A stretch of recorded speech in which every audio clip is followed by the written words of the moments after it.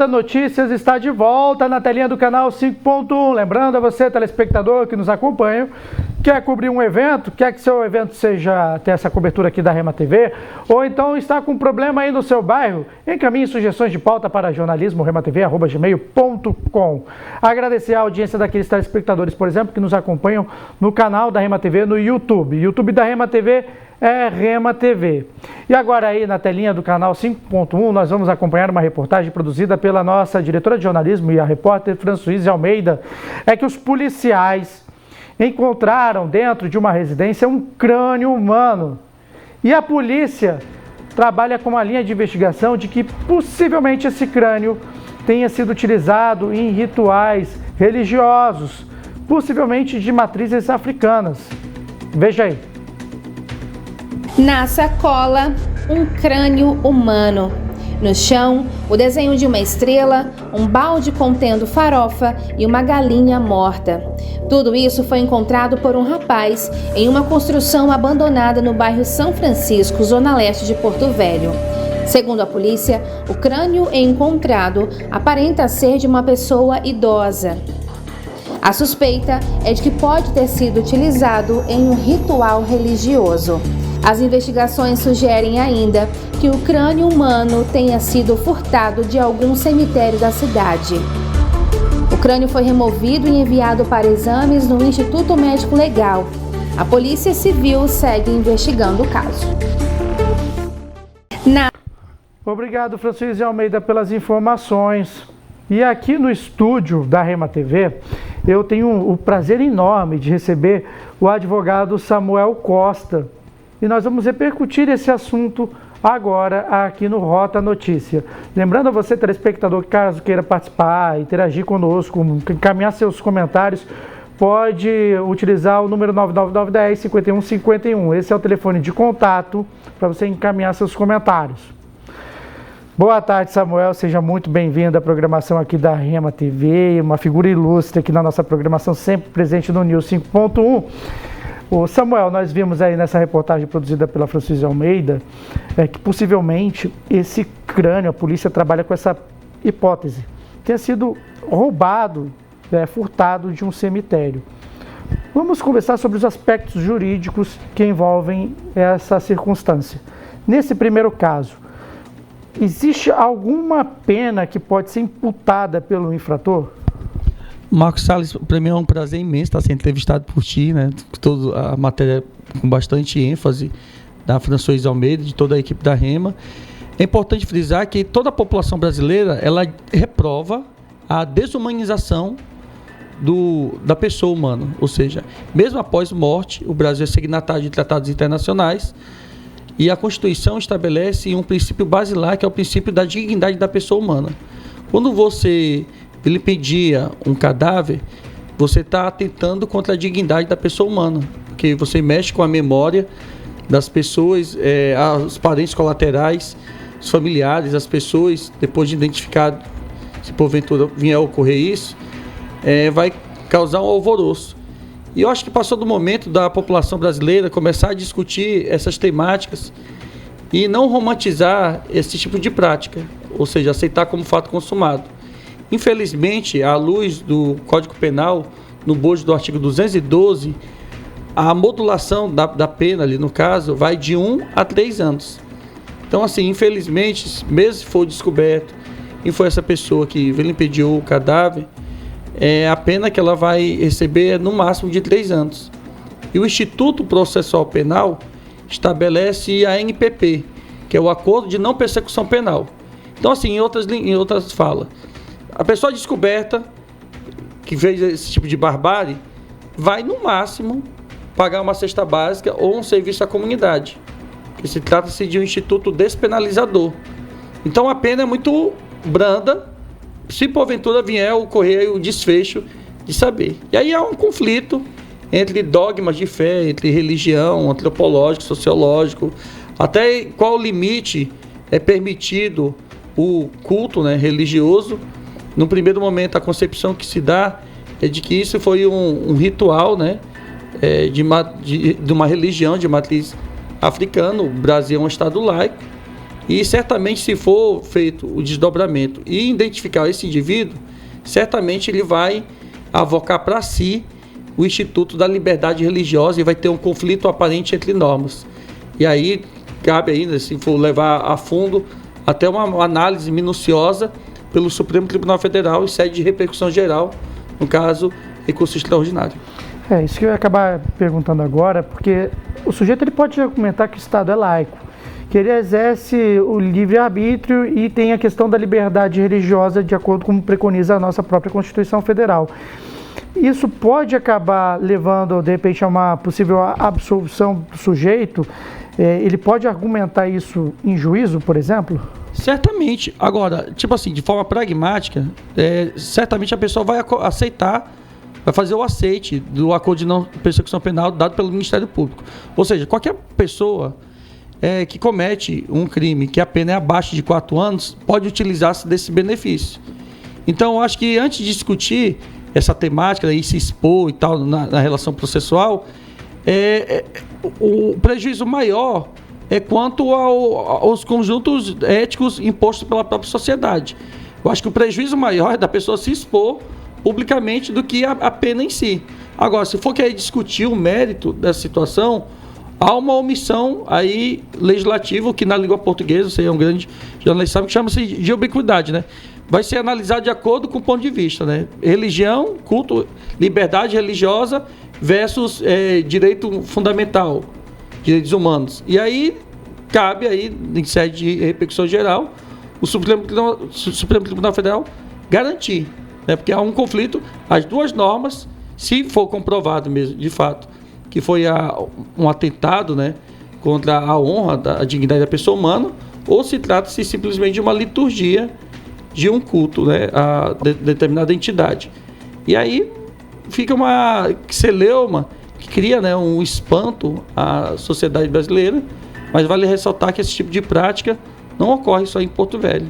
Todo o território nacional, no mundo todo, esses tipos de liturgias que para muitos, né, que nós somos assim, temos uma inclinação mais ao aspecto religioso cristão, causa um alvoroço à sociedade.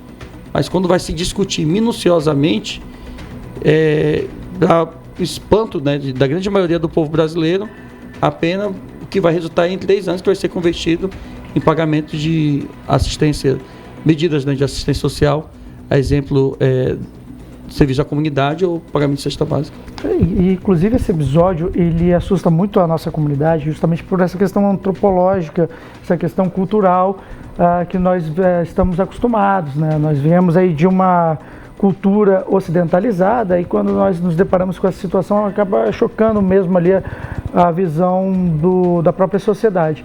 Nós falamos aí de um primeiro ponto, que foi a questão do roubo do cadáver, possível roubo do cadáver, o possível prática de ritual de matrizes africanas, aí a questão da religiosidade, da espiritualidade. Nós temos o terceiro aspecto que envolve esse caso também, que a polícia encontrou ali alguns elementos durante a investigação, uma galinha que foi morta. Nesse caso, cabe a questão de, por exemplo, maus tratos aos animais, algo nesse sentido, algum crime contra os animais? Olha, repare bem, no Velho Testamento, quando um indivíduo ele pecava, ele tinha que confessar ao sumo sacerdote e depois disso aí o sumo sacerdote dava uma penitência mesmo. Ele carregava um cordeiro nas costas e atravessava em toda a cidade-estado para toda a população saber que ele estava fazendo um sacrifício e tal, né? Como nós somos assim, tem uma base cristã, evangélica, a grande maioria do povo brasileiro é cristão, a gente tem essa concepção de que não há necessidade de se fazer sacrifícios de animais para ter a remissão de pecados. Mas algumas religiões, como você bem frisou de forma bastante inteligente, Marcos Salles, tem uma concepção totalmente divergente da nossa. Nessa situação aí do animal que foi encontrado em sacrifício, não paira nenhum tipo de desdobramento no que se refere ao ânimos, da vontade, o dolo da pessoa, que é o de cultuar. Agora, o que causa mais assim, uma discussão é a respeito de vilipendiar um cadáver. Essa situação acho que causa mais alvoroço à população do que propriamente ver essa situação atinente a um eventual maltrato ao animal. A polícia chegou lá nessa residência, fez a coleta ali dos materiais, aí constatou que presume-se que tenha sido feita uma prática de um ritual religioso. Quais serão ali nesses casos os próximos passos? O que o processo penal indica? Quais são os próximos passos após a coleta desse material? Como que a polícia deve proceder nesses casos? Então, agora estamos na fase preliminar do inquérito policial. O inquérito policial é um procedimento administrativo, investigativo, inquisitório, que tem por intuito e finalidade apurar o autor ou coautor do delito. Paralelamente a tudo isso, quando for concluído o inquérito policial, vai ser remetido ao custo legis, o Ministério Público, que vai fazer análise minuciosa de todas as provas documental, pericial, material, depoimentos de vizinhos, N coisas, e vai ver se oferece a denúncia ou não. Uma vez oferecida a denúncia pelo dono da ação penal, que nesse caso é o Ministério Público do Estado de Rondônia, o juiz competente vai fazer a análise e ver se recepciona ou não essa denúncia. Se porventura ele recepcionar e tiver autoria ou coautoria, é dado o prosseguimento da forma que estabelece o Código de Processo Penal. Se porventura ele entender que não há elementos suficientes, ele devolve a denúncia ao Ministério Público, que por sua vez remete ao Procurador-Geral do Ministério Público, que aí vai dar a palavra final da denúncia ou não. Aí se entender que a denúncia, o juízo é obrigado a acatar. Nessa situação aí, causa mais uma discussão, né, antropológica, sociológica, nos veículos de comunicação, do que o desdobramento de eventuais investigações. Porque, reitero mais uma vez, né, por mais que nós consigamos identificar esse indivíduo ou um grupo de pessoas, a pena que os mesmos receberão é no máximo de 3 anos. E aí o próprio Código de Processo Penal estabelece esse instituto que é denominado como um acordo de não persecução penal. Ou seja, a pessoa se condiciona durante o período de 5 anos a atender os requisitos, não se envolver em nenhum tipo de coisa nesse sentido. Depois de 5 anos, pode transcorrer no mesmo crime, que vai ter o benefício da mesma forma. Então, assim, é mais a exposição midiática do que necessariamente a força do Estado, uma vez que para esse tipo de crime, que é um fato típico antijurídico, a pena ela é branda. Então, assim, causa mais alvoroço, né, na discussão no que se refere ao dogma religioso do que necessariamente ao crime, o fato determinado.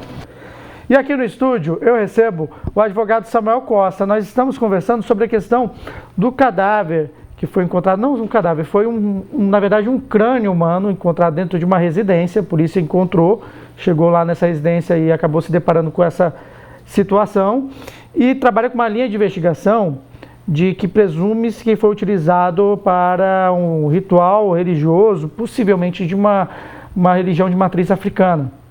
E nós estamos conversando sobre os efeitos jurídicos a respeito dessa cena que a polícia acabou encontrando. Samuel, nós estávamos conversando sobre a questão aqui nos bastidores, sobre a questão das diferenças, né? Esse crime, por exemplo, é um crime de vilipêndio ao cadáver. Existem outros crimes que também envolvem alguma questão de violação ao cadáver, por exemplo, necrofilia. Existem essas diferenças? Qual seria a diferença de um para o outro? Muito bem, interessante a tua abordagem e causa até um pouco de confusão, né? Nos grupos aqui das redes sociais, alguns conceituavam com vilipêndio ao cadáver, outros equivocadamente falavam sobre necrofilia por desconhecer o ordenamento jurídico brasileiro. Mas vamos lá. Vilipêndio ao cadáver é tu modificar, tirar qualquer parte do cadáver dessa situação em tela, que foi apresentada aqui pela matéria da Rema TV, do Rota Notícias, para cultuar alguma entidade. Então, ele retirou lá o crânio ou alguma parte do corpo para fazer esse ritual. A outra situação é atinente à necrofilia, que é o que, em outros modos, assim, numa linguagem mais didática, é o estupro do cadáver, ou seja, a conjunção carnal ou, né, fazer qualquer ato libidinoso nessa situação, identificado como necrofilia, que é o inverso de zoofilia, que seria com animais, pedofilia com crianças e necrofilia com cadáveres, né? E é um assunto assim que causa náusea, né, em muitas pessoas, mas aqui é um fato determinado, tem inúmeros estudos que apontam envolvimento de pessoas, né, que muitas das vezes labutam essa situação que se refere, né, a funerárias, ao Instituto Médico Legal, passam mais tempo com cadáveres do que necessariamente, obrigatoriamente, com pessoas vivas, né? E houve até um alvoroço nas redes sociais de um professor de cursinho que fez, né, uma apologia e até deu uma explicação esdrúxula, né, no seu método de abordagem pedagógica, causou alvoroço aí, boicote nas redes sociais, que foi dizer que se uma pessoa visse, né, determinada mulher, ou pessoa do sexo feminino, e fizesse esse tipo de prática de necrofilia, não daria nada, a pena não seria nada e tal, deu até algumas instruções.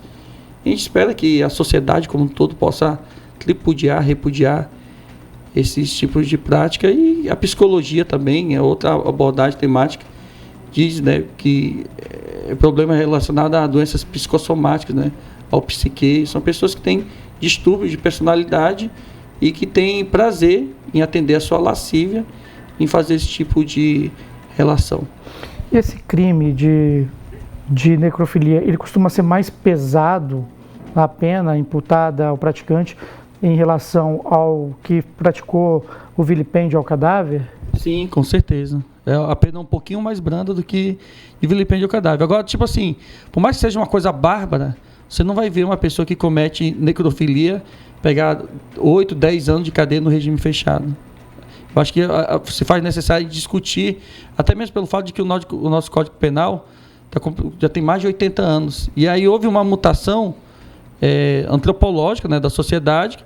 E também eu acho que há necessidade de a gente discutir a modulação da pena e a dosimetria, a pena base, que, ao meu sentir, está totalmente defasada, né? Eu acho que o legislador, tanto da Câmara Federal quanto do Senado Federal, que a matéria compete privativamente ao Congresso Nacional viabilizar, deve apresentar esse tipo de discussão e chamar principalmente aquelas pessoas que tiveram algum parente colateral, um amigo, um familiar, para mostrar a sua indignação e a gente talvez impor. Mas é bem claro, o Marcos Salles, que essa situação é a situação atinente a pessoas que têm problemas de ordem mental. E geralmente na tática de defesa é utilizado laudos psicológicos, psiquiátricos, para dizer que a pessoa tem transtorno mental e subsidiariamente tornar-se inimputável. Ou seja, são poucas pessoas que são condenadas nesse tipo de crime. Eu estou aqui com o advogado Samuel Costa. Nós estamos falando sobre a questão de necrofilia, sobre vilipêndio de cadáver, por conta dessa situação aí. Roda as imagens aí, ó. Agora há pouco nós mostramos que a polícia encontrou numa residência um crânio humano, que possivelmente os policiais estão trabalhando com essa linha de investigação. Presume-se que tenha sido utilizado em ritual religioso de cunho de matrizes africanas. A polícia trabalha com essa hipótese. E nós estávamos conversando sobre as diferenças aí de necrofilia para vilipêndio ao cadáver. Nesse caso específico, o Samuel deixou bem claro que trata-se de um vilipêndio ao cadáver. E ele estava conversando sobre a questão de que a necrofilia tem uma pena mais branda para o infrator. E aí falou da questão da dosimetria, né, dos casos, e falando também de como a sociedade pode mudar isso, para tornar o crime ainda mais rígido, por exemplo, para quem acaba cometendo essa infração. E um desses mecanismos, Samuel, como você destacou, é lá no Congresso, por conta dos nossos deputados federais, que eles acabam elaborando as leis. Mas aí também eu te pergunto, não precisaria também de uma participação mais ampla da sociedade, de repente promover audiências públicas, convocar representantes da sociedade civil, instituições de várias classes que representam a sociedade? Existe uma literatura justo-filosófica que fala sobre o espírito das leis. Existe o estado real e o estado ideal. O estado real é esse que a gente vê que só vem à tona esse tipo de discussão quando a imprensa divulga. E o estado ideal é esse que justamente você disse, né? Que tem a participação efetiva da população, da equipe técnica interdisciplinar, multiprofissional, dos conselhos de representação de classe e coisas. Vale ressaltar que tem um PL que tramita no Congresso Nacional que versa sobre essa temática do vilipêndio ao cadáver e necrofilia, que tenta tornar esses crimes, equiparar a crimes hediondos.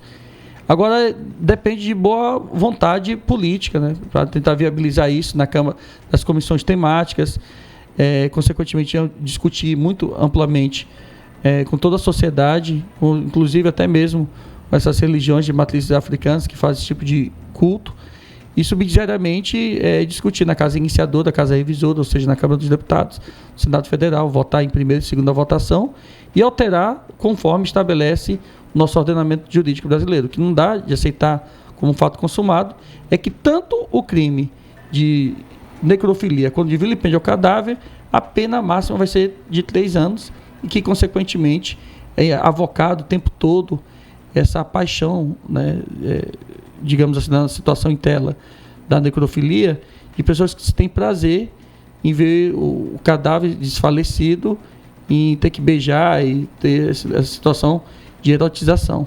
Agora, reitero mais uma vez, né, por mais que cause todo esse alvoroço, um aparato policial investigativo que está sendo disponibilizado para eventualmente descobrir quem foi o autor ou coautor desse crime, tipificado no artigo 212 do Código Penal, vai ser no máximo um pagamento de cesta básica ou serviço à comunidade. E se eu não me engano também, as próprias legislações têm como uma fonte, né, quando você acaba desenvolvendo, promovendo projetos de leis, leva em consideração a questão dos costumes. E aqui, por exemplo, uma situação como essa, agride, né, espanta a sociedade.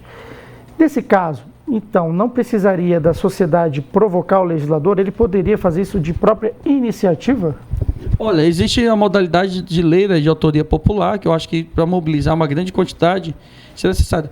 Mas basta que nós tenhamos um único deputado aqui do estado de Rondônia mesmo, propondo esse PL. Já existe um, mas pode apresentar um outro, né, com modificativo mais amplo, dar celeridade nas comissões. Se eu não estiver enganado, talvez esteja parado lá na Comissão de Constituição, Justiça e Redação da Câmara dos Deputados. Agora tem que cobrar, a população tem que discutir esses assuntos, porque essa matéria, esse tipo de matéria, é que deve ser discutido no Congresso Nacional. A gente vê muitos deputados, né, fazendo entrega de emendas parlamentares, cumprindo com a função atípica, mas a sua função típica, que é de fiscalizar os atos do Executivo, legislar, ou seja, criar leis ou revogar leis, para beneficiar ou atender o interesse da população, é um imperativo mandamental. Mas para que isso é necessário a gente utopicamente ter que participar de forma mais efetiva e direta. 99910-5151, esse é o telefone de contato para você participar aqui do Rota Notícias. E eu quero ver seu recadinho aqui na tela da Rema TV. Eu estou aqui no estúdio conversando com o Samuel Costa, porque hoje os policiais encontraram um crânio humano dentro de uma residência. E a polícia trabalha com a linha de investigação de que esse crânio humano havia sido utilizado em um possível ritual de religiões de cunho de matriz africana. Não só o crânio humano foi encontrado, como uma galinha morta, há ali outros elementos que indicam isso. Ô Samuel, e a gente estava conversando sobre essa questão da participação popular, para tornar as legislações mais efetivas, para que atendam à demanda social. E aí nós estamos também no ano de eleição, a questão do sufrágio universal é um momento também de participação popular, as pessoas que, por exemplo, almejam mudanças, essa é a ocasião agora, né? Certamente, eu penso que a população brasileira, né, nós temos um mecanismo legal, mandamental, constitucional, que é de fundamental importância. Quando o eleitor vota em determinado candidato, né, com exceção do senador da República, que o mandato é de 8 anos, para todos os outros cargos, com exceção do senador, é de 4 anos. Ele está fazendo nada mais, nada menos do que assinar uma procuração para que esse político ele represente o interesse da população. Então, faz-se necessário que as pessoas analisem a conduta de cada pré-candidato ou candidato, seja para o legislativo ou para o executivo.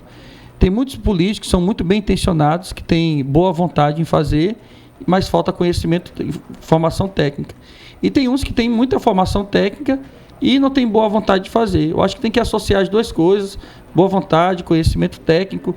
A população, é lógico que isso aqui é uma plantinha que está sendo plantada, né? Já evoluímos significativamente, Mas eu acho que discutir política não é ficar ali ouvindo, né, as frases do tiozão do Zap e tal, é que é um pouco mais de conhecimento, de pesquisa, de dedicação, que a gente saiba quais são as atribuições.